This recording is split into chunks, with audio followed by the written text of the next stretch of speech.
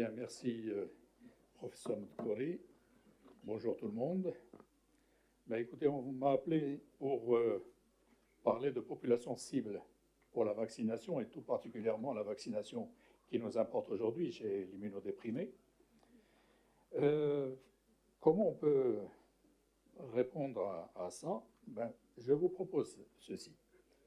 Quand on veut parler de cible de la vaccination, il faut prendre en considération deux aspects principaux. D'abord, un aspect qui est quantitatif. On s'adresse à combien de personnes, quel est l'effectif de ces populations, parce que ces vaccins, il va falloir les acheter ou les faire acheter. Donc, il y aura un coût prévisionnel. Deuxième élément, c'est les aspects qualitatifs. Et c'est là où on rentre dans tout ce qu'on a déjà plus ou moins senti au cours des présentations initiales. On s'adresse à qui? Ben, on peut très bien, on sait là qu'on va parler d'immunodéprimés. Donc c'est le dernier point que j'ai mis en grand, parce que c'est ce qui nous intéresse aujourd'hui. Mais on pourrait très bien nous intéresser aux femmes enceintes. On pourrait également nous intéresser aux personnes âgées, l'âge avancé. On pourrait nous intéresser aux comorbidités. Quelqu'un qui a une comorbidité, il aura besoin de quoi? De quel vaccin? Quand? Et enfin, il y a certaines expositions potentielles, disons particulières, qui peuvent parfois nécessiter une vaccination particulière. Voilà. Donc c'est comme ça qu'on peut appréhender certaines populations qui dépendent de ce qu'on est en train d'essayer de, disons, de protéger, la population qu'on cherche à protéger. Alors bien sûr, il y a beaucoup de choses qui rentrent en ligne de compte. Là, je vous ai mis la pyramide des âges pour voir que ça, c'est des données qui sont nécessaires. Combien il y a de femmes, combien il y a d'hommes dans une population, les personnes âgées au-delà de 65, au-delà de 50, etc. Donc tout ça doit être connu pour pouvoir quantifier correctement ces cibles. Sans oublier les prévalences et incidences des maladies qu'on veut éviter, des maladies qu'on veut éviter ici pour nous, chez l'immunodéprimé. Alors, un rappel, vous le connaissez très bien, c'est le problème des déficits immunitaires. Il y a le déficit primaire.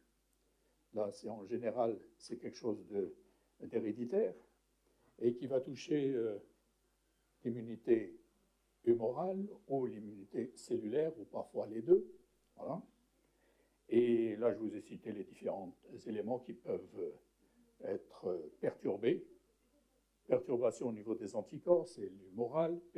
Perturbation au niveau des cellules, donc c'est les déficits cellulaires, mais aussi possibilité d'avoir une combinaison des deux, cellulaire humoral, mais également les anomalies de la phagocytose, les anomalies au niveau du complément.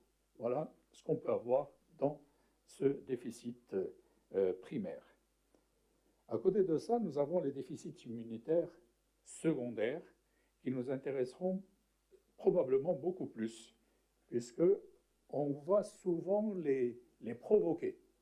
Avec les thérapeutiques, vous avez vu déjà les discussions, les anti-CD20, les anti-TNF, etc. Donc on va être à l'origine d'une immunodépression chez un patient et il va falloir le protéger avant de le mettre à risque.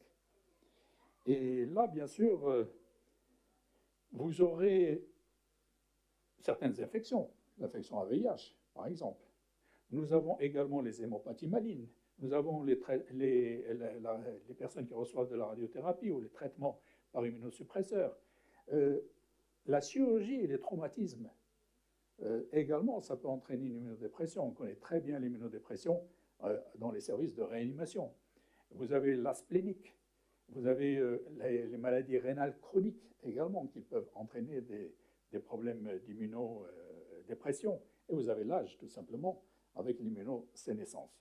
Donc, il y a énormément de choses qui peuvent, disons, être intriquées parfois et évoluer vers cette immunodépression. Alors, finalement, l'immunodépression, c'est un véritable challenge pour la vaccination. On pourrait essayer de répondre, pour rester très très simple, pour dire, est-ce que l'immunodéprimé a besoin d'être vacciné? Ben, je pense que tout le monde est d'accord que c'est un grand oui. Il faut le vacciner parce qu'il doit être protégé, parce qu'on a vu les risques. Tout à l'heure, sur la première présentation, on a vu qu'il y avait des risques infectieux importants. Il est vulnérable aux infections, donc il doit être vacciné. Maintenant, le problème qui va se poser, c'est la vaccination est-elle efficace chez l'immunodéprimé? N'oublions pas qu'on parle d'un immunodéprimé. Or, c'est le système immunitaire. Le vaccin, il fait intervenir le système immunitaire. Est-ce que ça va marcher? Est-ce que ça va être un résultat optimal? C'est là où il va y avoir des discussions. C'est là où il va y avoir peut-être quand est-ce qu'on va donner, ce qu'on peut donner, ce qu'on ne peut pas donner, etc. Et qui va permettre progressivement de délimiter les populations qu'on devra vacciner. Et plus que ça, non seulement les populations qu'on devra vacciner, mais également quand vacciner cette personne par rapport à l'immunodépression qu'on va provoquer. Et dernière question, est-ce que la vaccination est bien tolérée chez l'immunodéprimé? On a vu, problème de sécurité. Et bien là aussi, il va falloir effectivement travailler sur ça, parce qu'on connaît, il y a des études qui ont été réalisées concernant un vaccin particulier par rapport à une maladie particulière, un autre vaccin par rapport à une autre maladie, etc. Ces données existent. Pour les nouveaux vaccins, c'est peut-être moins encore évident dans certaines pathologies, dans certaines immunodépressions, mais les données arrivent. Les données arrivent au fur et à mesure et on peut être de plus en plus sécurisé par rapport à ça. Alors je terminerai ici en disant que les situations d'immunodépression sont en augmentation. Nous avons de plus en plus de personnes immunodéprimées. Il y a ceux qui existaient déjà, mais il y a aussi ceux qu'on provoque, parce qu'on utilise de plus en plus de biothérapie, etc., qui sont des produits qui vont entraîner une immunodépression. Donc le problème, il est réel. Donc le problème, il faut qu'on arrive à avoir, disons, les moyens de le corriger et de réduire le risque infectieux et justement de mieux utiliser cette vaccination qui va nous permettre d'améliorer les choses. Alors juste à titre d'exemple, hein, ce n'est pas des choses qui répondent à des choses à faire ou des protocoles, etc. C'est juste des constats, par exemple. Est-ce qu'un vaccin vivant atténué peut être utilisé chez les immunodéprimés? Ben, ça dépend. Chez certains, oui, on peut. Chez d'autres, non. Eh bien, par exemple, les patients présentant des défauts de la fonction phagocytaire peuvent recevoir les vaccins viraux vivants atténués, mais pas les vaccins bactériens vivants atténués. Voilà, une petite particularité. Mais là, on est déjà dans le détail. Voyez. Les enfants présentant des déficits en complément peuvent recevoir les vaccins viraux et bactériens vivants atténués. Ça n'impose pas trop de problèmes. Les enfants atteints d'asplénie, par exemple, peuvent recevoir les vaccins vivants atténués, viraux ou bactériens. Évitez quand même d'utiliser, par exemple, le vaccin contre la grippe vivant, parce que là, il y a quand même le choix. On a l'autre qui est beaucoup mieux toléré, etc. Donc voilà, c'est des choses comme ça qu'il va falloir maintenant utiliser pour essayer de mieux définir nos cibles vaccinales. Je prends l'exemple du zona. Regardez ici, on voit vers le milieu immunosuppression, HIV, les malignités. Regardez l'autre ratio, il est très en faveur du risque de zona. Vous voyez, si on se base juste sur l'âge, les personnes âgées, vous voyez qu'il y a un sur-risque, mais il est minime. Mais quand on va vers l'immunodépression, que ce soit HIV ou que ce soit suite à des malignités, c'est un risque qui est très important, qui a été multiplié par X, 14 fois, etc. Donc, il y a un risque et il va falloir peut-être tenir compte également de ça. Et ça, ce n'est qu'un exemple. Je prends le même exemple pour vous montrer autre chose qui nous permettra peut-être de mieux cibler cette population à vacciner. C'est toujours concernant le zona. Vous savez que le zona, c'est la récurrence pour le VZV, varicelle, zona, virus. Il fait une varicelle, puis après, il fera un zona. Bon, en général, on dit que celui qui a fait la varicelle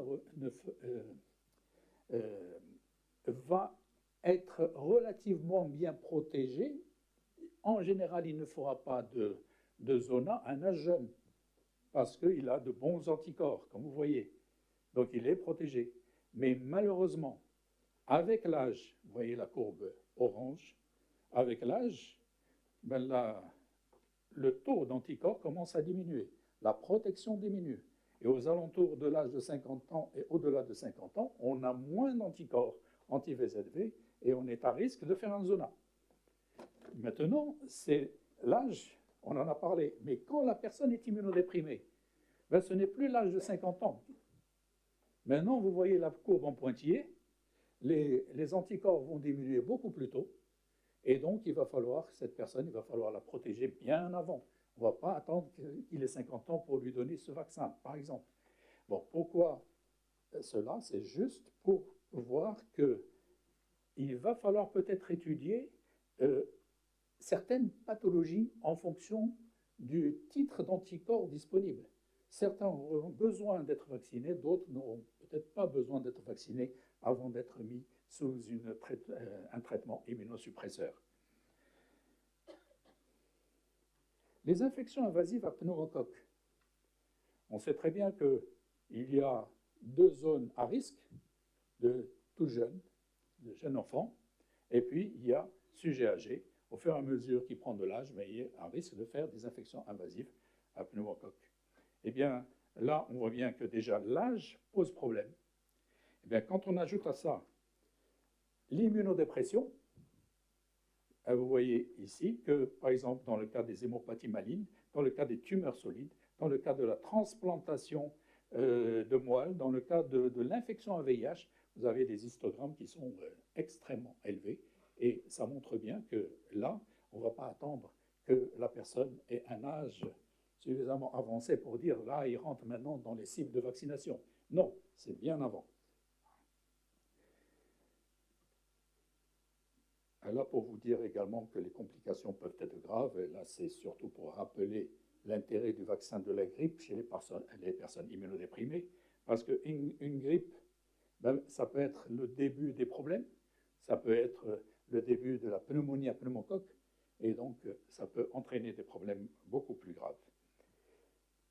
Et j'ai presque fini pour dire que, finalement, on a un patient.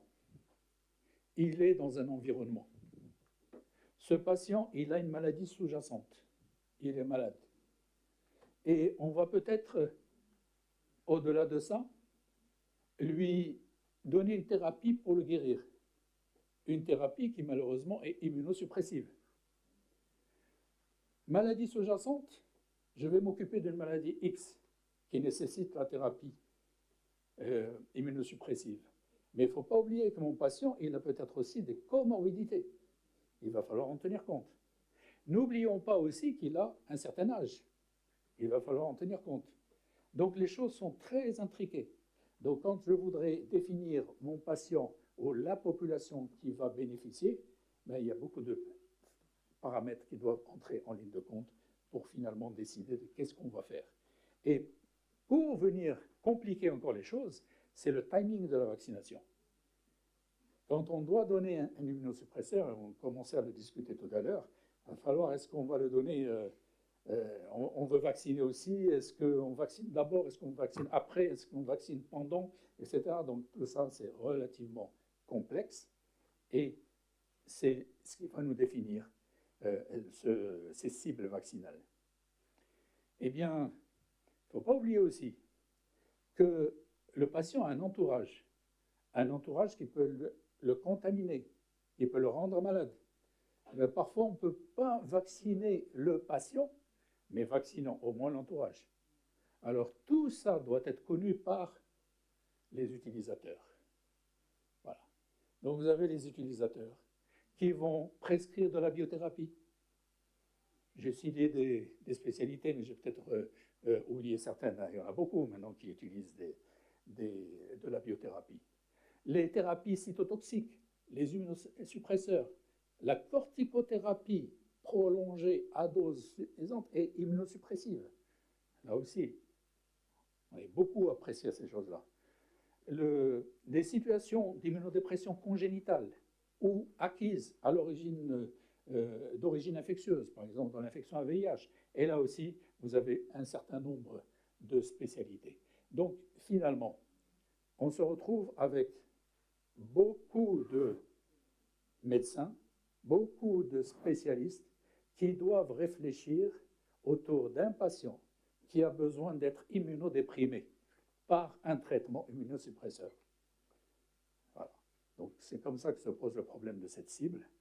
Et je conclus en disant que les populations cibles de la vaccination chez l'immunodéprimé sont difficiles à vraiment appréhender de façon exhaustive du fait de la multiplicité des causes d'immunodépression, parce qu'on peut avoir beaucoup de choses d'ailleurs. Vous avez vu dans notre discussion tout à l'heure, plusieurs situations commençaient à émerger.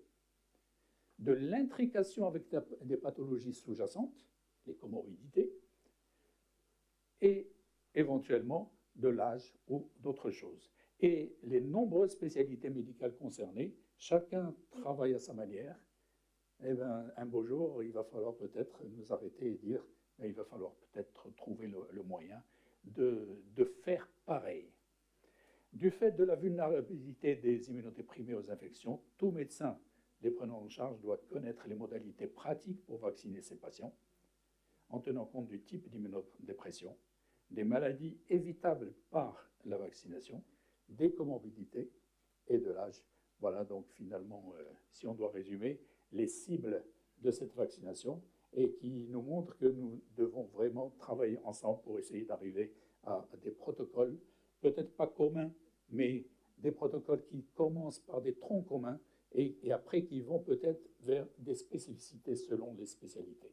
Voilà, je vous remercie.